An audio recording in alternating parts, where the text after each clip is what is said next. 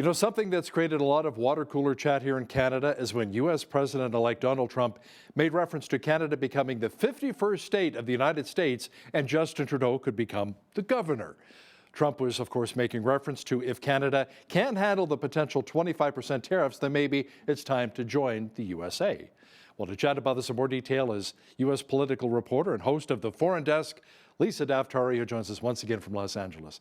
Lisa, I mean, we all know that Trump was just kidding around, but it does give me pause to think, you know, if that happened, that could open the door for many Canadians, including myself, in about 10 years to maybe retire to Hawaii or maybe even Florida, which is a little more affordable. I like how you're thinking. What are the silver linings of this offer, and would it ever happen? I'd love to know your thoughts on having a Governor Trudeau and an American state of Canada.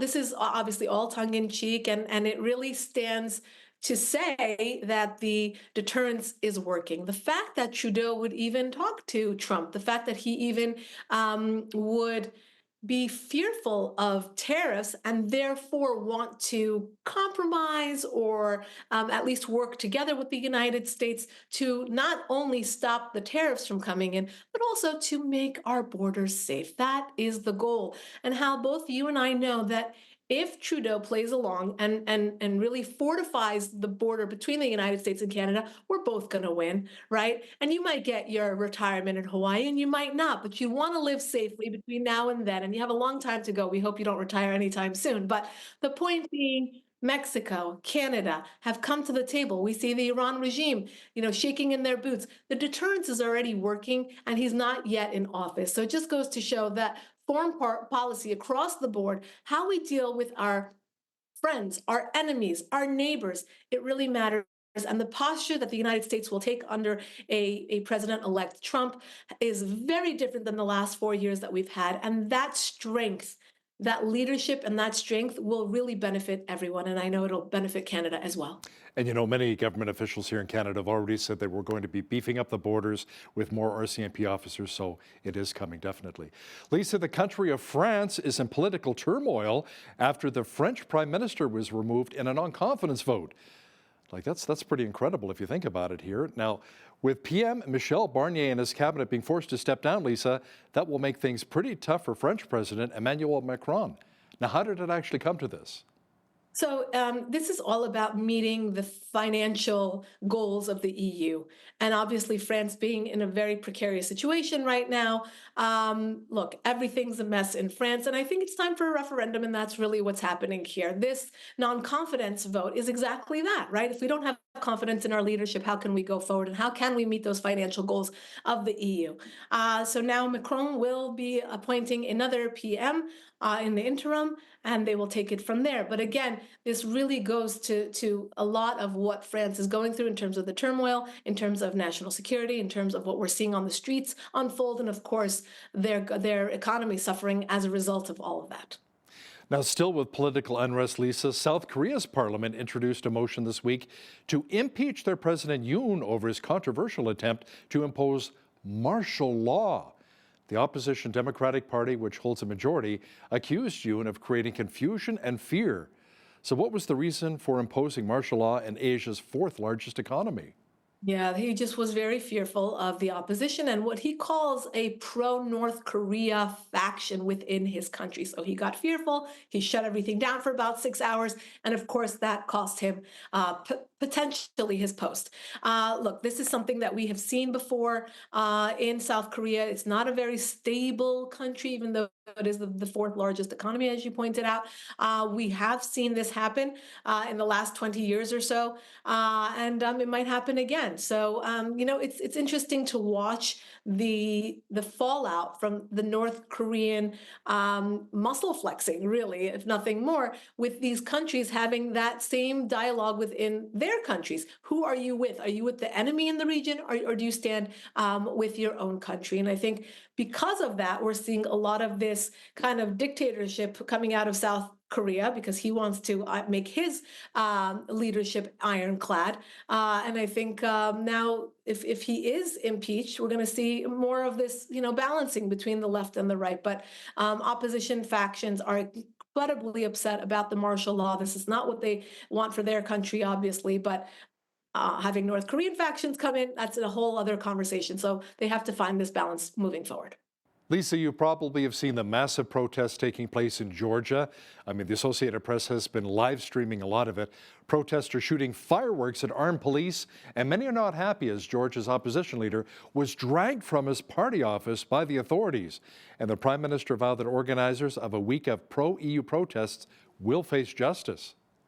Yeah, 400 or more have been arrested, 100 being treated for injuries that took place during these protests that, as you said, were pro-EU. These protesters, the opposition leader being arrested, as you said, the protesters in favor of at least being in the conversation to join the EU, they are accusing the government of working together with Russian factions to pull away from that desire to join the EU.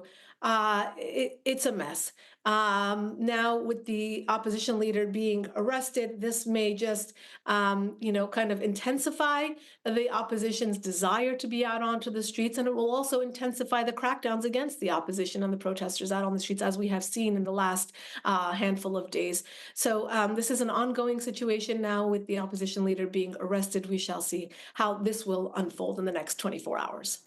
The Islamic Republic in Iran is threatening to leave the 1968 nuclear pact if threatened sanctions against Tehran move forward. Now, Lisa, something must be done, however, to stop the Islamic Republic from funding so many of these proxy wars against Israel.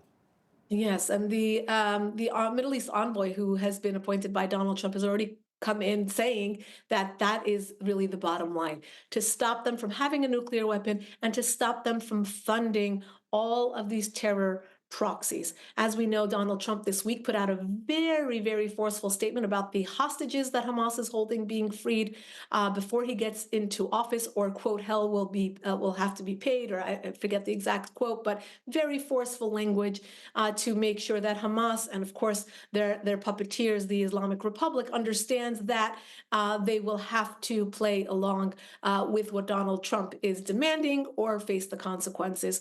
Now, with the Islamic Republic threatening to pull out of these treaties, threatening not to comply with the IAEA, which is the UN nuclear arms eyes and ears, the inspectors that go in. Have they been complying all along? That's the question. And then what are these threats actually mean? They're empty threats, and it actually means that they are being reactive to a Donald Trump presidency, which will put them in a very, very basically pressured and isolated situation, much more than the last 4 years, where they were able to collect oil money and to sell oil and to sell weapons and to collect north of $100 billion. And again, put that into their terror proxies. So here we go. It's going to be a very different 4 years going forward. Reports have surfaced that Trump's FBI nominee was allegedly targeted in a Tehran-linked cyber attack. Tell me more about that. Yes, yet another one. Look, I myself have been the target of one of these Islamic Republic hacking attacks, and it's not fun. But I will tell you this: this is a cowardly way for them to sit behind their computers wherever in the world that they hire their hacking professionals to cause some sort of terror. Right? This is us intimidating you, and this is us sending you a message. Well, it just goes to show that everyone who is working, whether it's in journalism or in the government or standing against an Islamic Republic that will be fortified like this, will have to just beef up their cybersecurity efforts, and to really, this will, as many people have tweeted, this will awaken a larger beast within the Trump government, so they can keep up with their shenanigans, and there will be more consequences to be paid. Lisa, police in New York have released an image of a person of interest in the gunning down of United Healthcare CEO Brian Thompson. Yeah, it's just crazy. I mean, Midtown Manhattan, 6:45 in the morning, this young CEO, hardly 50 years old, was entering a conference and was point blank shot to death. The gunman waiting there for him, and then for about 3 hours, as I understand, and then escaping on a city bike. The pictures that have been released thus far are so creepy, and he's smiling, and it's as if it's just another day. And it's interesting because obviously the question is now, what did this CEO No. What did he take to the grave with him, and who ordered him to be shot dead? Obviously, this man was waiting for him. This is not an area that, when you see crime at, 7 in the morning, this is actually in Midtown, right in front of the Hilton. Many people know this area very well. It's really chilling to think that, this is the way that we're going to silence people. If it's not through, media censorship and social media censorship, then we're going to kill them. And we know that our pharmaceutical, our insurance, our medical, the information that's coming out since COVID has been completely censored and completely controlled. But the DOJ did open up an investigation. What we're going to find out, who knows? If we're going to find out the full truth, who knows? Is this just lip service to those who are asking the questions like we are? Who knows? So, Lisa, one of the last acts of Joe Biden as U.S. president is pardoning his son, Hunter Biden. Your thoughts on that? Are we surprised? No, but was it the right thing to do? Well, for a president who has been saying no one is above the law, referring to his running mate at the time, Donald Trump, it's a bad look, right? So he went around saying no one is above the law, no one is above the law, referring to Donald Trump and his many lawsuits that were brought against him, and all of which fell flat. And then, obviously, pardoning his own son's case, which wouldn't have fallen flat. Look, for years, we were told that there's nothing in the laptops that was hidden, different charges that were brought against him, and now pardoning him, obviously showing his culpability, and then showing that, his last act is going to be, at least I'm going to pardon my son and at least do something positive for myself and my family moving forward. It was very obvious by the body language. Many people saying as a joke, but who knows what the truth is. Did Biden and his wife actually vote for Donald Trump over Kamala Harris? He looked just so upset at passing along the baton to Kamala Harris, not believing that she was a proper or fit candidate to run in his place, and now this. So I think it's something where he just is done. He's just done using the power that he has to do something positive for himself and his family, and leaving it at that. But not surprising. Let's talk about the transfer of power when Donald Trump goes back into the White House in January. How smooth do you think that transition will really be between Biden and U.S. President-elect Donald Trump? Yeah, it looks like President Biden is actually ready to concede to Donald Trump. I think what he was upset about is his own party throwing him under the bus, making him pull out of the race, and then replacing him with what he believed was not as strong a candidate. Look, at that point, did it look like he was going to win the race? No. That debate between himself and Donald Trump was very telling of his capabilities. At that point, the media came into play. Kamala Harris's honesty came into play. Why weren't Americans told the truth about his just capabilities, his age, and all of that, how senile he was. And I think at this point he has sat down with Donald Trump. He has shaken hands with him. He looks as though he's going to be very cordial about it. And we just hope that his cabinet does the same. If you recall, the last Trump administration, one of the issues inside the cabinet was that transfer of power. The many holdovers who were working against Donald Trump, who were sabotaging, who were working against the country. And now this time around, I believe we have even more of that animosity, of that anti-Trump sentiment within the cabinets that Biden has filled. As we know, many of them have even resigned over Biden's policies not being left enough. So that's what I worry about most. I hope that the Trump team goes in there and does a real thorough clean out job and doesn't leave any of the remnants to sabotage or to work against America. Look, right now, if the Americans are smart, they will use the next 4 years as a coming together, as a unity time. This guy can get the job done. When Trudeau sits down with him, when the Mexican president sits down with him, when Iran's regime is saying, you know what, we'll do this, and it's showing that deterrence works, that peace through strength works. So let's use that to create peace, not only abroad, but here in the United States as well. So, Lisa, obviously in the United States, it's 2 terms and you're done as president. So who do you see as a potential successor to Donald Trump for the Republican Party? Yeah, who knows? I mean, obviously, a lot of people are talking about J.D. Vance. If he shows up well for the next 4 years, he's very presidential, right? He speaks very well. He's very young. He obviously has the credentials. And who knows? I mean, it could be him, it could be someone else who works their way up to that potential role. But the bigger question is, who are the Democrats going to put up? I mean, they have really have got to get to task, and to really look at this past election as a referendum. What they need to do, they have to move away from the fringe parts of the party. It looks like they are moving more and more towards that leftist fringe part of the party, and that just does not resonate with America. And it's their choice whether to see this as a lesson or not, to lose the next election or not, or to bring it back to common sense American values. And that party or that candidate will win the next election as well. Here, I'm going to get you to think outside the box for just a moment. How about a Hollywood star or starlet who threatened to leave the United States with Trump getting reelected, running for the Democratic Party? I mean, come on, we had Ronald Reagan, who's a Hollywood star. He became president. Arnold Schwarzenegger became governor of California. Donald Trump was the star of The Apprentice.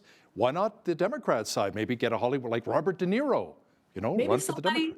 yeah, or maybe somebody who threatened to escape to Canada. Canada now becomes the 51st state. We can have someone from Canada now run for president. So it all works out. Look, it would make sense to have candidates now come from outside the box. I think Americans resonate with that. We want to kind of have an after party type of government now where people are not beholden to their political party, but have actual good ideas. We saw Vivek, who came from outside. We saw Elon Musk now join the government because he has good ideas. He's an ideas guy. It doesn't matter what party he belongs to. He's an ideas guy. And I think that to your point, Hal, it's very possible to get, whether it's a celebrity or a CEO or somebody who just thinks outside the box, to come in and say, I know how to save companies because that's what I do. I'm about to save the United States. And I think that resonates very well with Americans right now who want a better economy, who want safer borders, who want to do better in stopping these wars. I think that's where we are headed, rather than somebody who's had tunnel vision for the last 20 years working in government and just really buckling down on what happens in Washington, D.C., and not understanding what people in Alabama or Texas or New York or wherever else are dealing with. So we shall see. Absolutely. U.S. political correspondent and host of the Foreign Desk, Lisa Daftari, thanks again for joining us today from Los Angeles. My pleasure.